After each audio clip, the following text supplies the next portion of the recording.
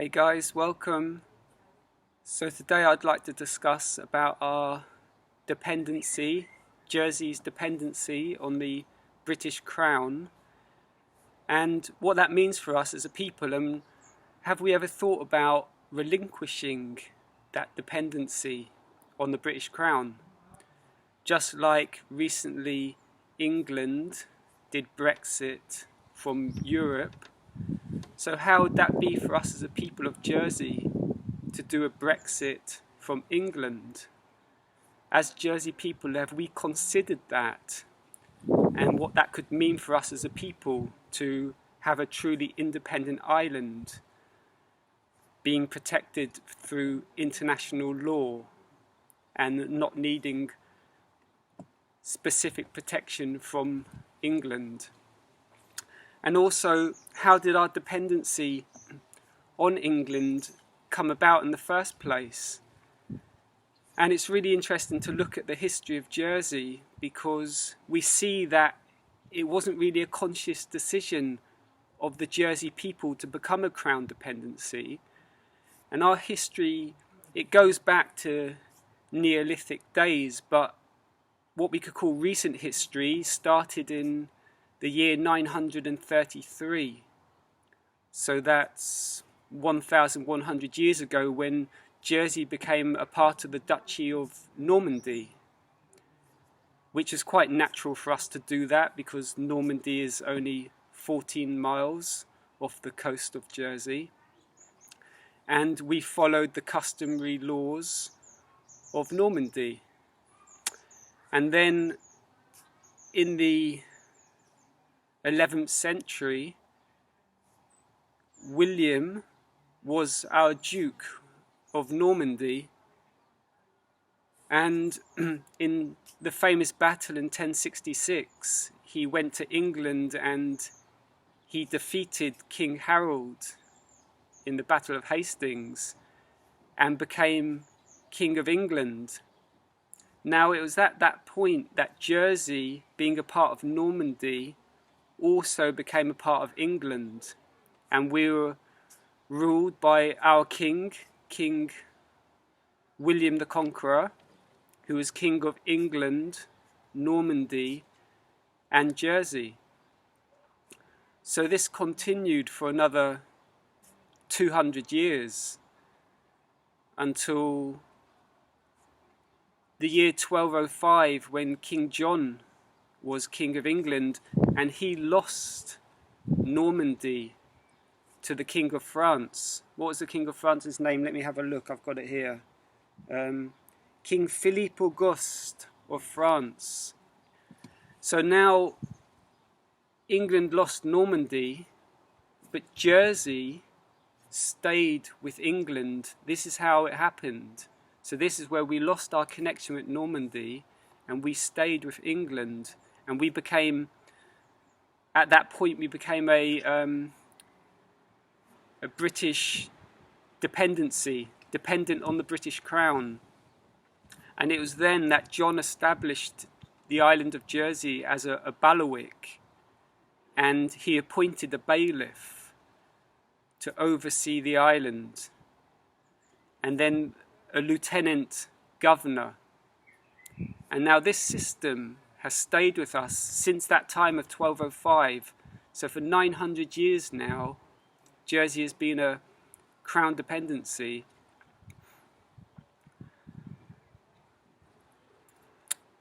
And maybe it served us at that time, and it said that Jersey received many privileges over the years. But now, for its loyalty to the Crown, how many of those privileges actually reached the common man and woman on the island is a different story.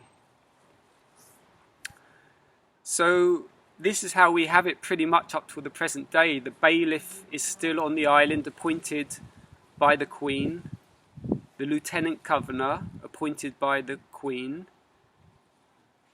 I mean, one good thing is when they sit in the States Assembly, the bailiff has his highest seat. The lieutenant governor is next to him with a seat 7 inches lower, just to show that the bailiff presides. Then you have the 12 constables the deputies and the senators. Now, the bailiff and the lieutenant governor, they can't vote in the States Assembly. So that's something, they can't vote, but just their presence and the fact that we're a Crown Dependency, it actually means a lot to how the island has become today, which those of you who are on the island, you know exactly how it's become, and where we want to take the island into the future.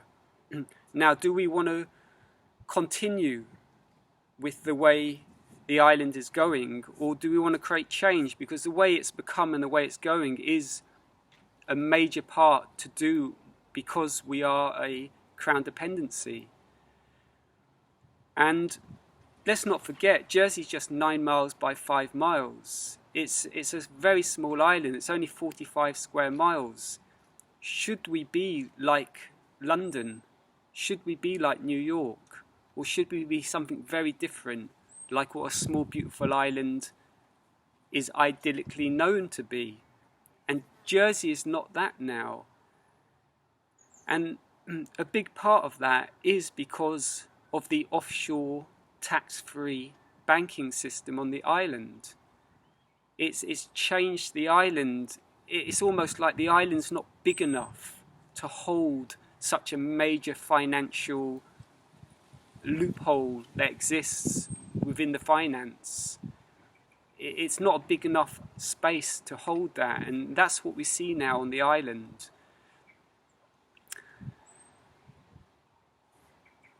The laws were created that everyone has to pay tax, and then loopholes were created so millionaires and billionaires had a way that they wouldn't have to pay tax. And Jersey is just an outlet for that loophole.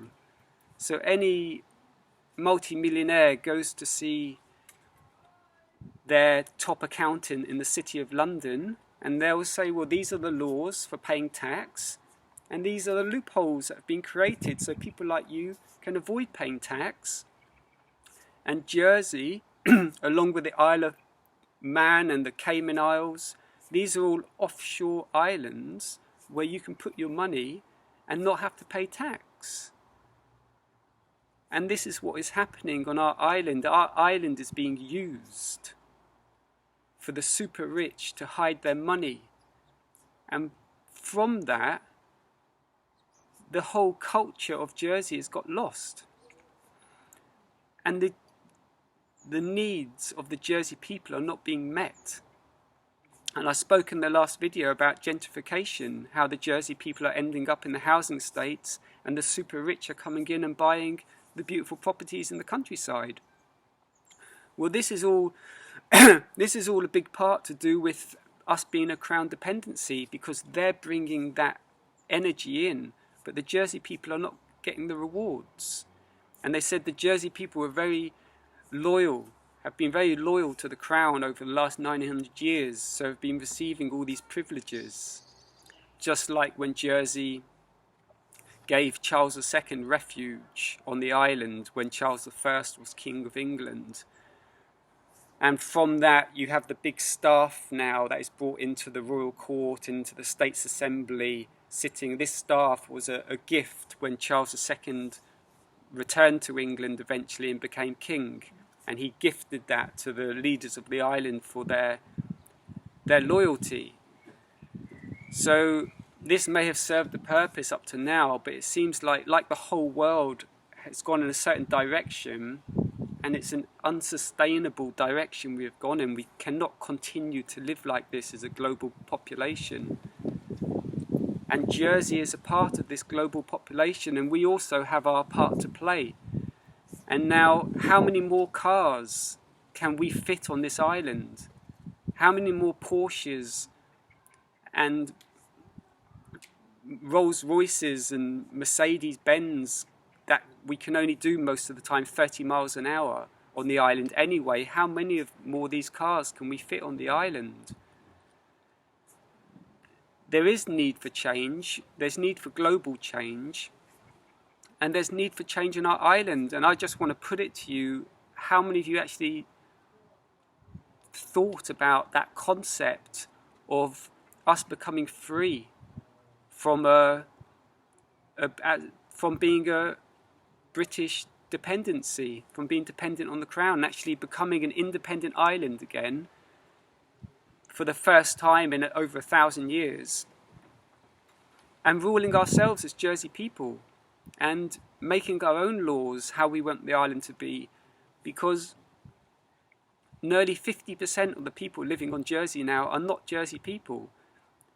And that's completely fine if people want to live on the island and they're not Jersey, but a lot of these people, they're following the money. They're chasing the money. They don't care about the island of Jersey. They don't care about the Jersey people. They don't care about Jersey culture. All they care about is the money, and because it's an offshore tax-free banking system on the island, there's lots of money to be made, so they're there for the money.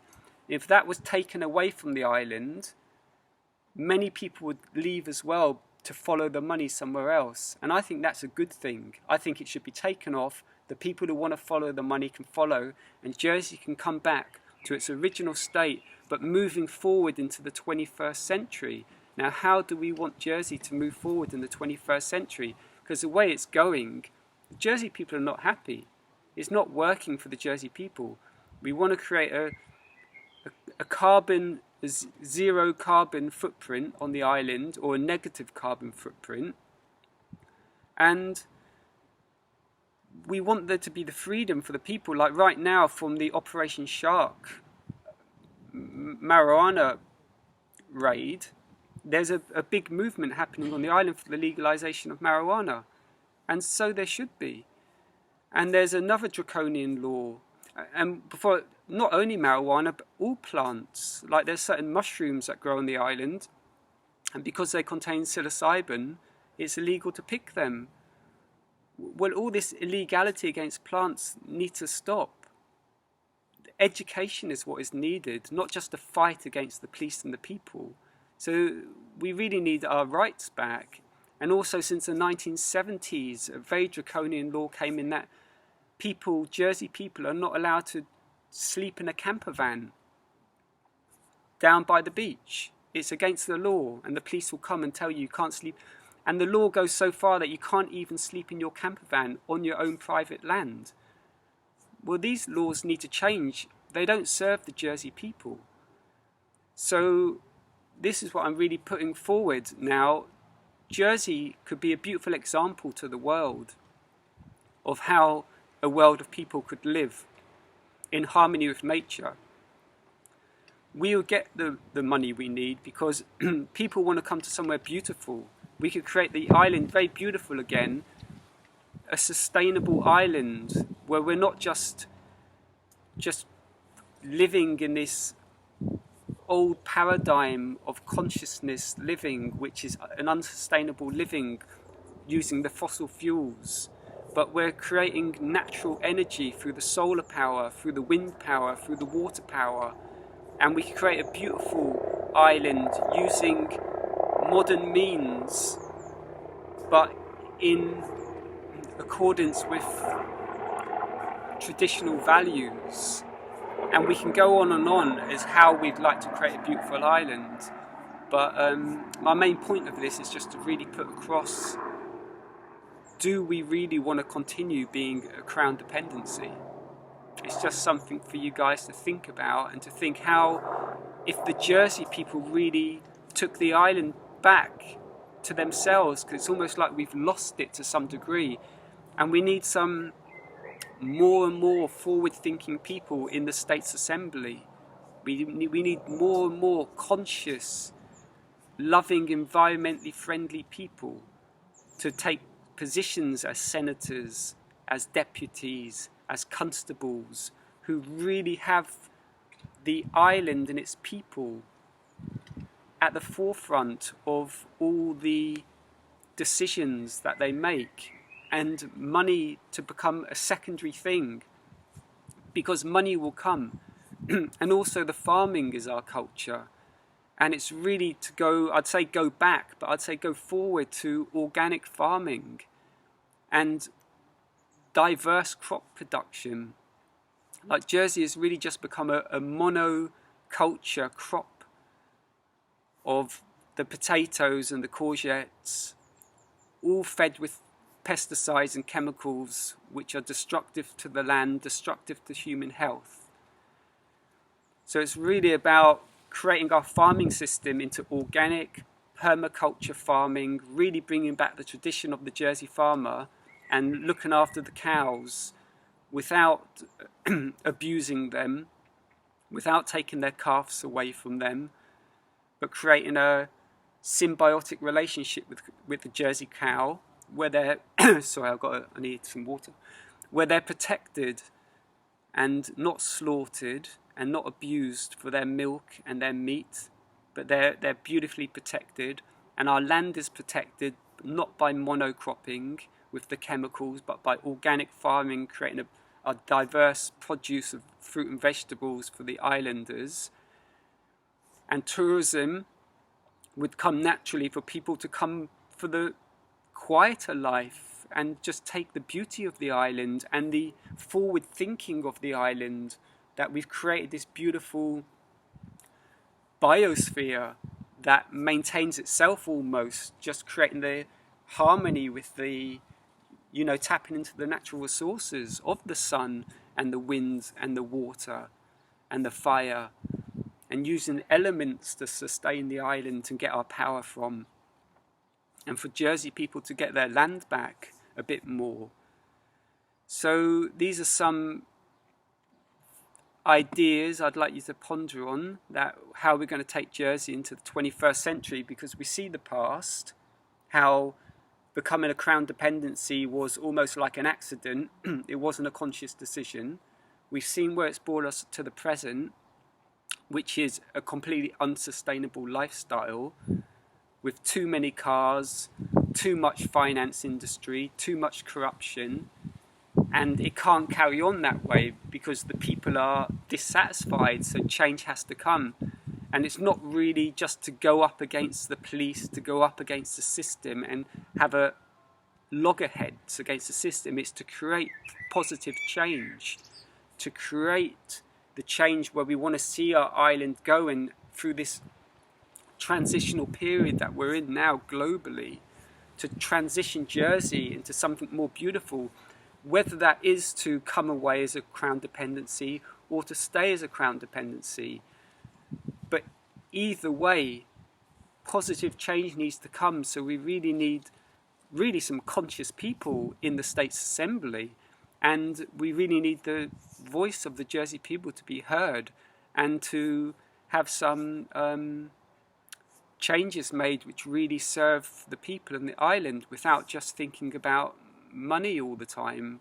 So maybe we do need to come away from being a crown dependency. If a condition of being protected by the crown is that we have to have a offshore tax-free banking system on the island, if that's a condition, then we probably do need to come away from the crown. But if we can stay a crown dependency and remove the offshore tax-free banking system from the island and govern ourselves like traditionally being a bailiwick was meant to be, that we govern ourselves. So it has to be real, that we can really govern ourselves and not just in name only.